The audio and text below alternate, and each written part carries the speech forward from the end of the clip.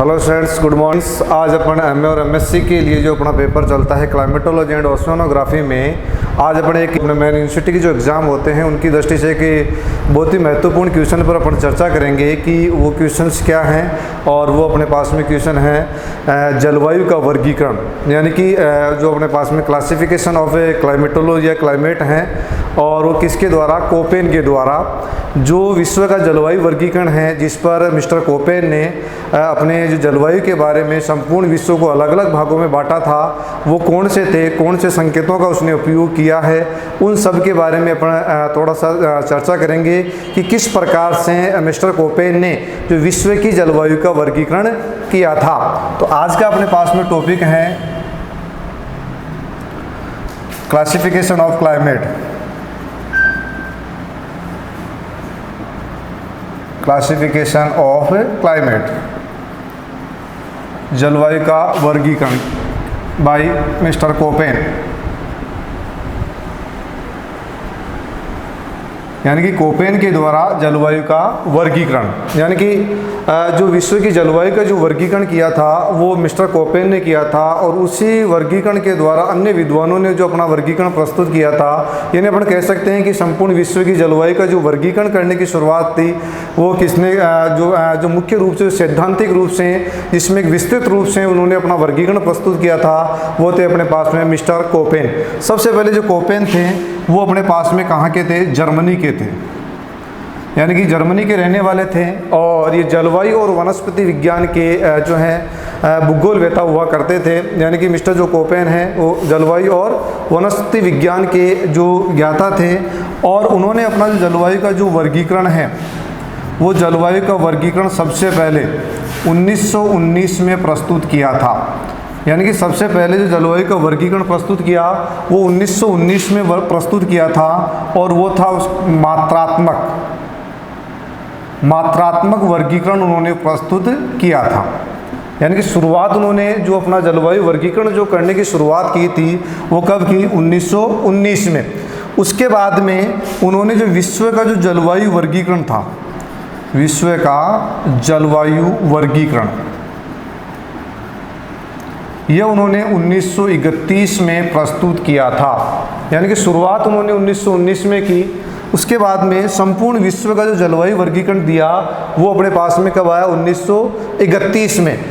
उसके बाद में 1936 में उन्होंने अपना इस जलवायु वर्गीकरण में संशोधित रूप से उसको प्रस्तुत किया था, यानी उसमें कुछ कमियां थी और उस कमियों को दूर करके 1936 में उन्होंने विश्व जलवायु वर्गीकरण उन्होंने प्रस्तुत किया। और वो जो जलवायु वर्गीकरण है वो आज संपूर्ण विश्व में जिसका आज भी महत्व है, वो मिस्टर कोपेन ने 1936 में अपना अंतिम जो जलवायु वर्गीकरण प्रस्तुत किया था। उन्होंने अपने जलवायु वर्गीकरण में उन्होंने बताया कि अपन कह सकते हैं कि प्रभाव जो था वो जलवायु यानी कि वनस्पति और जीव जगत पर उन्होंने सबसे अधिक महत्वपूर्ण प्रभाव बताया था, यानी किस पर, वनस्पति और जीव जगत पर, यानी कि इन पर जलवायु का सबसे अधिक प्रभाव बताया था। किसने, मिस्टर कोपेन ने कहा कि जो जलवायु का सबसे अधिक इफेक्ट पड़ता है वो वनस्पति और जैव जगत पर सबसे अधिक पाया जाता है। इसी वजह से इस कोपेन के जलवायु वर्गीकरण को, यानी कि जो सबसे अधिक जलवायु का प्रभाव किस पर पड़ रहा है, वनस्पति और जैव जगत पर, इसी वजह से कोपेन के जलवायु वर्गीकरण को प्राकृतिक वनस्पति का, यानी कि प्राकृतिक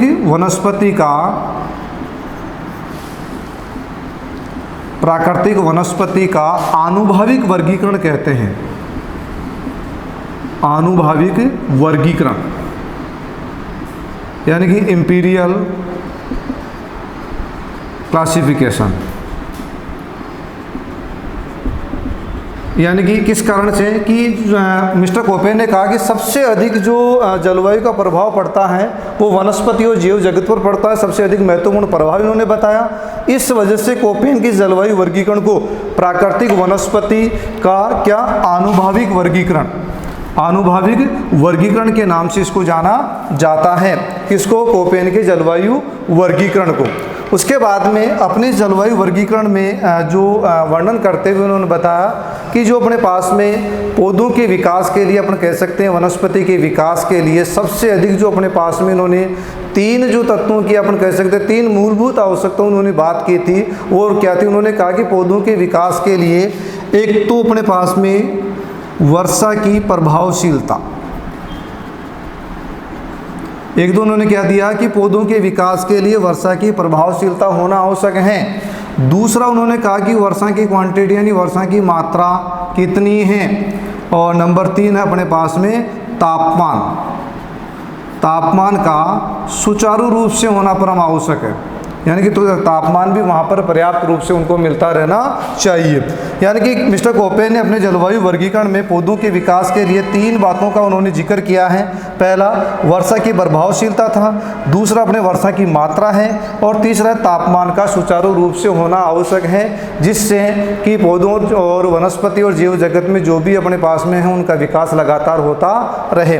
तो ये था उनका एक बेसिक जो अपने पास में जो क्लासिफिकेशन दिया था क्लाइमेट का, कि परिचय शुरुआत हुई थी उन्होंने 1919 में।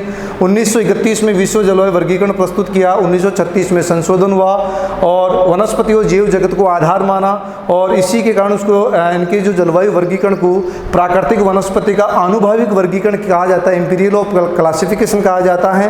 और पौधों के विकास के लिए उन्होंने 3 मुख्य तत्व बताए थे, वर्षा की प्रभावशीलता, वर्षा की मात्रा और तापमान का सुचारू रूप से होना। इन्हीं 3 तत्वों के आधार पर जो 1936 में मिस्टर कोपेन ने अपना जलवायु वर्गीकरण प्रस्तुत किया था, उसको मुख्य रूप से संपूर्ण विश्व को जलवायु की दृष्टि से 5 भागों में बांटा था। यानी कि संपूर्ण जो विश्व को जलवायु की दृष्टि से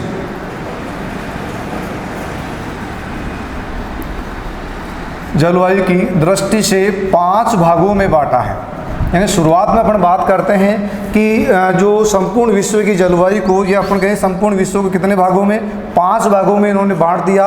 और इन 5 भागों का जो नामकरण उन्होंने किया वो अपने अंग्रेजी के जो कैपिटल लेटर्स होते हैं उनका उन्होंने यूज किया है, कि उनके द्वारा उनको अपन कह सकते हैं कि संकेत चिन्हों के द्वारा उपयोग किया है। और उन 5 चिन्हों में सबसे पहले ए, यानी कि जहाँ पर उन्होंने ए जो कैपिटल लेटर्स है उसका यूज किया है, वो क्षेत्र कौन सा होगा, वो होगा उष्णकटिबंधीय।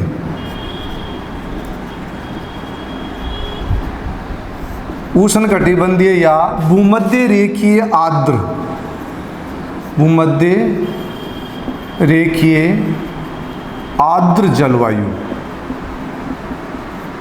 यानी कि मिस्टर कोपेन ने पहला जो वर्गीकरण किया वो कौन सा था, यानी उसको उस क्षेत्र को ए से संबोधित किया। और ए वाला कौन सा था, उष्णकटिबंधीय भूमध्य रेखीय आर्द्र जलवायु वाला क्षेत्र था। उसके बाद में दूसरा था बी जहाँ पर उन्होंने लिखा वो था अपने पास में शुष्क जलवायु वाला क्षेत्र। कौन सा आ गया, शुष्क। यानी कि मिस्टर कोपेन ने कहा कि जो उन्होंने इंडिकेट किया, जिसका अपन क्लासिफिकेशन है, वर्गीकरण है या विस्तृत जो चर्चा है, वो जब इसका डिस्कशन अपन करेंगे तो उसको देखेंगे कि बी वाला जो क्षेत्र है, या अपन कह सकते हैं कि शुष्क जलवायु कौन कौन से क्षेत्रों में पाई जाती हैं, जहाँ पर मिस्टर कोपेन ने बी संकेतांक अक्षर का जो कैपिटल लेटर्स का है वो यूज किया था। और वो कौन से जलवायु को प्रदर्शित करता है, शुष्क जलवायु क्षेत्र को। यहाँ पर कह सकते हैं जहाँ पर कोपेन ने बी लेटर्स का यूज किया है वहाँ पर शुष्क जलवायु पाई जाती है। उसके बाद में सी, उष्ण शीतोष्ण, उष्ण शीतोष्ण आर्द्र जलवायु।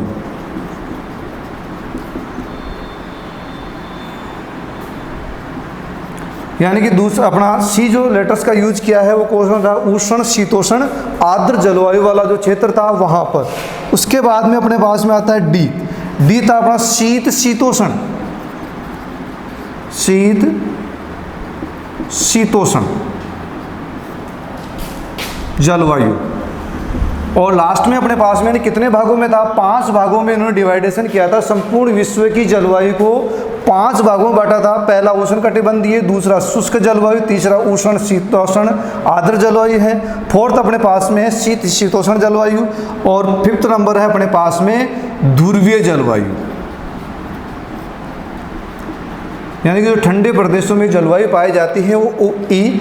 इनको सबके अलावा उन्होंने जो माउंटेन जो अपने पास में क्लाइमेट है, हायर माउंटेन है यानी उच्च पर्वतीय जो जलवायु है उसका भी उन्होंने अलग वर्गीकरण किया है, लेकिन उस जो हायर जो माउंटेन जो क्लाइमेट है उनको अपने इस वर्गीकरण से अलग उन्होंने रखा है। यानी उसके लिए उन्होंने एच का उपयोग, यानी एच जो कैपिटल लेटर्स हैं उसका उन्होंने यूज किया है, और वो था अपने पास में उच्च पर्वतीय जलवायु क्षेत्र, उच्च पर्वतीय जलवायु वाला।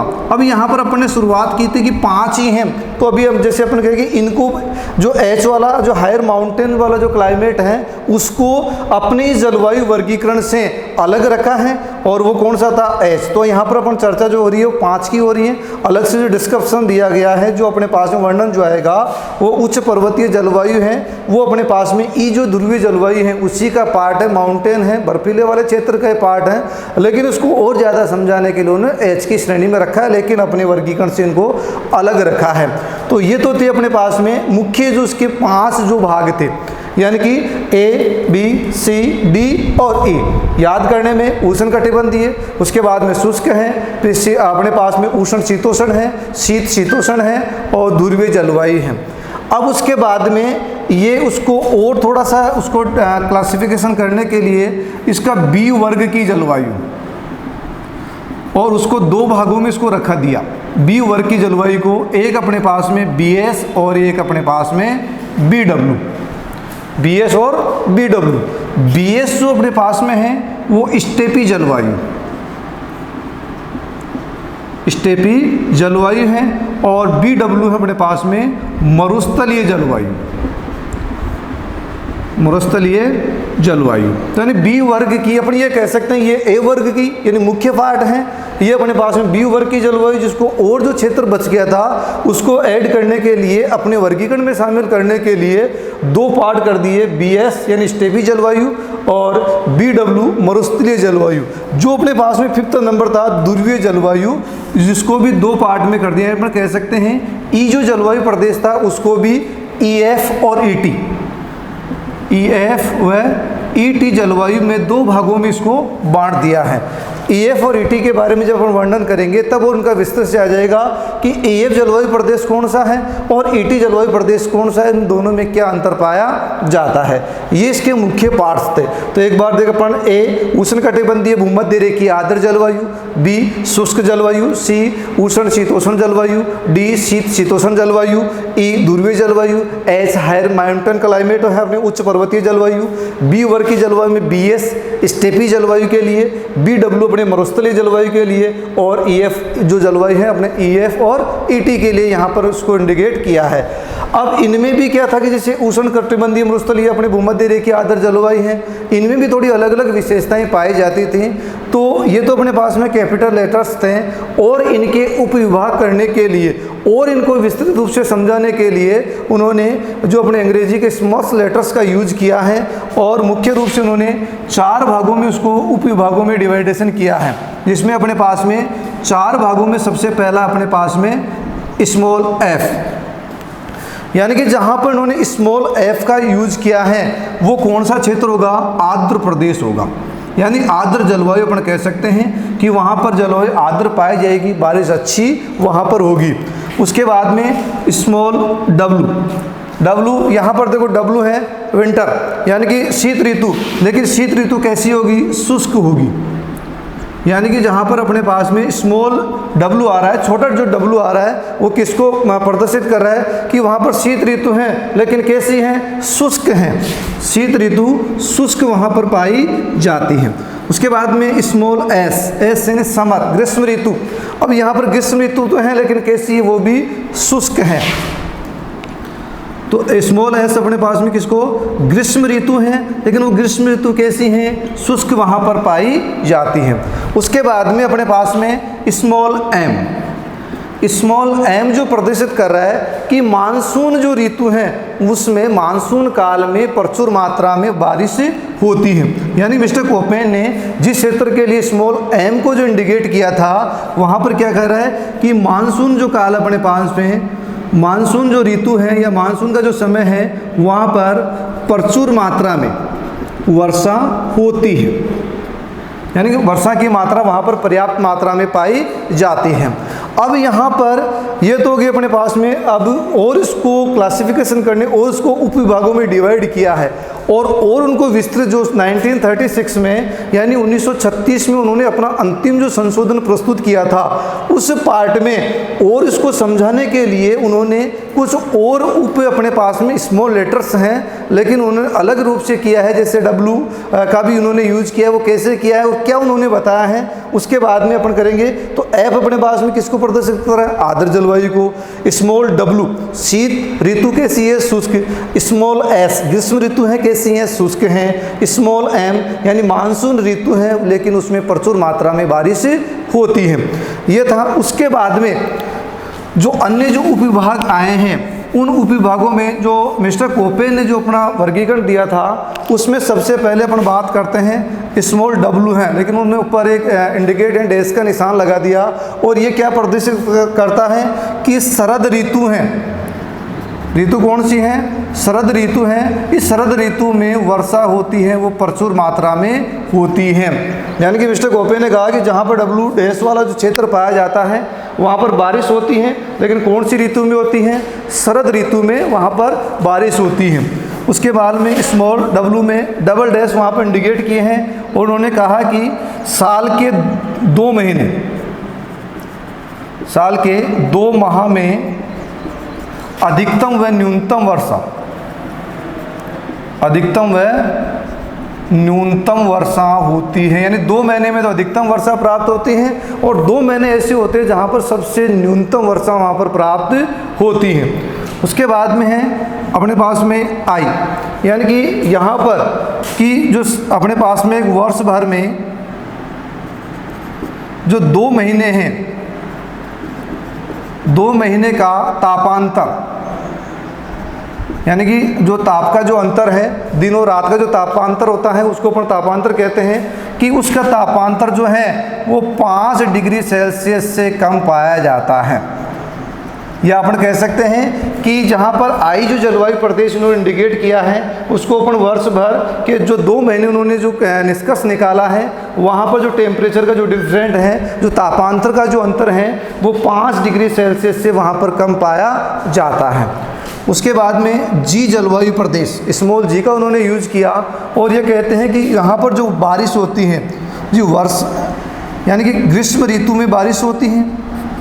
यानी बारिश कब होती है? ग्रीष्म ऋतु में होती हैं, लेकिन वो होती हैं संक्रांति के बाद। अब संक्रांति के बाद, अब ये जो संक्रांति का जो समय ग्रीष्म ऋतु में कब आता है? 21 जून, जब सूर्य अपने पास में कर्क रेखा पर चमकता है 21 जून को। 21 जून के बाद में यहाँ पर बारिश, यानी इस क्षेत्र में जो बारिश होती है वो कब होती है? संक्रांति के बाद में यहाँ पर बारिश होती है। उसके बाद में अपने पास में है एच, यानी कि जो अपने पास में वर्ष भर तापमान जो है वो 18 डिग्री सेल्सियस से ऊपर पाया जाता है। उसके बाद में के जो प्रदेश है वहाँ पर वर्ष भर तापमान जो है वो 18 डिग्री सेल्सियस से नीचे पाया जाता है। उसके बाद में के डैश, यहाँ पर वर्ष के सबसे गर्म महीने का, सबसे गर्म महीने का जो तापमान है वो 18 डिग्री सेल्सियस रहता है। यानी कितना? 18 डिग्री सेल्सियस तक यहाँ पर पाया जाता है। इसके बाद में एक उन्होंने एन, स्मॉल एन जो है उसका भी यूज किया है और जहाँ पर एन जो यूज किया वहाँ पर उन्होंने कहा कि इस क्षेत्र में साल भर कोहरा फोग जो है वो प्रचुर मात्रा में पाया जाता है। यानी कोहरे की भरमार, कोहरे की भरमार इस क्षेत्र में रहती है। कौन से क्षेत्र में? जहाँ पर मिस्टर कोपेन ने एन जो है जो स्मॉल लेटर्स का जो यूज किया है उस क्षेत्र में, तो उन्होंने अपने जो स्मॉल लेटर्स में पहले W डैश था, शरद ऋतु में प्रचुर मात्रा में वर्षा, डब्लू में जो डबल डैश वहाँ पर साल के 2 महीने में अधिकतम और न्यूनतम वहाँ पर वर्षा प्राप्त होती है। आई जो प्रदेश था वहाँ पर वर्ष भर 2 महीने का जो तापमान को जो तापांतर जो निकाला वो 5 डिग्री सेल्सियस से वहाँ पर कम पाया जाता था। जी प्रदेश में यानी जो ग्रीष्म ऋतु, बारिश तो हो रही है लेकिन कौन सी ऋतु में? ग्रीष्म ऋतु में होती है, संक्रांति के बाद होती है। संक्रांति का जो ग्रीष्म ऋतु का संक्रांति का जो समय होता है वो 21 जून के बाद में प्रारंभ होता है। यह अपन कह सकते हैं कि जी प्रदेश में जो बारिश होती है ग्रीष्म ऋतु में 21 जून के बाद में होती है। एच जो प्रदेश होगा वहाँ पर वर्ष भर जो तापमान होगा वो 18 डिग्री सेल्सियस से ऊपर पाया जाएगा। के जो अपने पास में जलवायु प्रदेश हैं वहाँ पर वर्ष भर तापमान जो है वो 18 डिग्री सेल्सियस से नीचे पाया जाएगा। के डैश में जो वर्ष के सबसे गर्म महीने का तापमान है वो 18 डिग्री सेल्सियस पाया जाएगा। और जो एन जो जलवायु प्रदेश है वहाँ पर कोहरे की भरमार पाई जाएगी। इसके अलावा 4 जो अपने क्षेत्र और हैं ए, बी, सी और डी, यानी कि स्मॉल ए, स्मॉल बी, सी और डी, ये अपने पास में जो 4 क्षेत्र हैं। इन 4 क्षेत्रों में सबसे पहले जो अपना ए जो जलवायु प्रदेश है वहाँ पर जो बारिश हो रही है या अपने सबसे जो गर्म महीना है वहाँ पर वो ग्रीष्म ऋतु में है, यानी कि सबसे गर्म महीना, सबसे गर्म महीने का औसत जो तापमान है, औसत तापमान 22 डिग्री सेल्सियस से ऊपर पाया जाता है। और यह कौन सा होती है? ग्रीष्म ऋतु है, ग्रीष्म ऋतु है। और ये ग्रीष्म जो ऋतु है सबसे गर्म है और जो औसत टेम्परेचर है वो 22 डिग्री सेल्सियस से ऊपर पाया जाता है। बी जलवायु प्रदेश हैं वो ग्रीष्म ऋतु हैं लेकिन शीतल हैं, यानी कि ग्रीष्म ऋतु में लेकिन कैसी हैं? शीतल यानी ठंडी हैं। और यहाँ पर जो औसत जो टेम्परेचर पाया जाता है और वो औसत तापमान है अपने पास में 22 डिग्री सेल्सियस, ये तो 22 डिग्री सेल्सियस से ऊपर है और यहाँ पर 22 डिग्री सेल्सियस से नीचे तापमान पाया जाता है। कौन से क्षेत्र में? ये बी जलवायु प्रदेश में। ऋतु तो कौन सी? ग्रीष्म ऋतु है, लेकिन ए जलवायु प्रदेश की तुलना पर यहाँ पर जो तापमान कम पाया जाता है और टेम्परेचर औसत कितना आता है? 22 डिग्री सेल्सियस से कम यहाँ पर तापमान पाया जाता है। यहाँ पर सी जलवायु जो प्रदेश है, इस सी जलवायु प्रदेश में जो ग्रीष्म ऋतु छोटी होती है,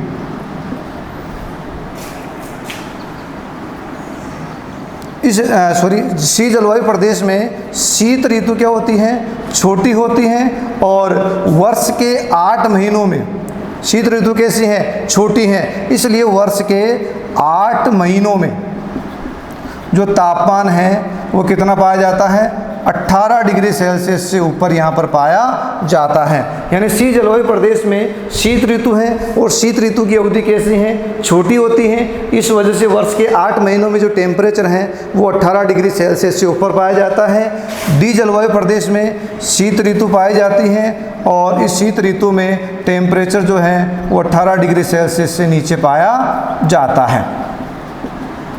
तो ये था उसका संकेतांकसर वर्गीकरण, यानी कि उन्होंने अपने संपूर्ण जो वर्गीकरण में इंग्लिश के कैपिटल और स्मॉल लेटर्स का यूज किया है और अलग अलग क्षेत्रों को डिवाइडेशन करके उनकी विशेषताओं पर यहाँ पर और उनके तापमान और वर्षा की मात्रा को उन्होंने वर्गीकरण किया था, उनको संबोधित किया था। और उसके द्वारा अपने वर्गीकरण को ज़्यादा जो डिस्क्रिप्शन में समझाने की उनको एक अपन कहें कि एक संपूर्ण रूप से विस्तृत रूप में समझाने का उन्होंने प्रयास किया था। अब ये जो क्षेत्र जैसे डब्ल्यू है, डब्ल्यू डैश है या अपन ए, बी, सी, डी जो भी अपने मुख्य जो पार्ट्स हैं वो क्षेत्र कहाँ कहाँ पाए जाते हैं, उन सब का जो वर्गीकरण का जो विस्तार से अपन नेक्स्ट क्लास में करेंगे। तब तक के लिए धन्यवाद।